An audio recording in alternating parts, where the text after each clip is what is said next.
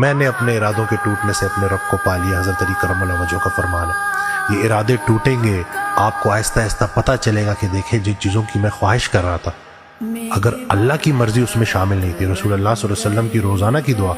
کہ اللہ مجھے اس دعا سے بچا جو تو نے قبول نہیں کرنا، یہ نہیں کہ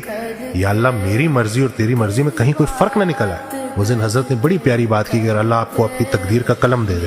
اور کہے کہ کچھ لکھو، کچھ لکھنا دینا، کہنا یا اللہ جو تو نے لکھا ہے میں اس پہ راضی ہوں۔ یعنی کہ اگر اللہ آپ کو ان تکالیف سے گزار کر اپنے سامنے لے آئے موت کے بعد اور اللہ آپ سے پوچھے کہ ایک زندگی تو نے میری مرضی کی گزار دی صبر کے ساتھ، اب میں تمہیں دوبارہ دنیا میں بھیج رہا ہوں، اب بتاؤ کیسی زندگی دوں، تو آپ بولیں کہ یا اللہ وہی زندگی دے جو پہلے دی تھی۔ یہ ہے تسلیم و رضا والے لوگ۔ گیلا جو ہے نا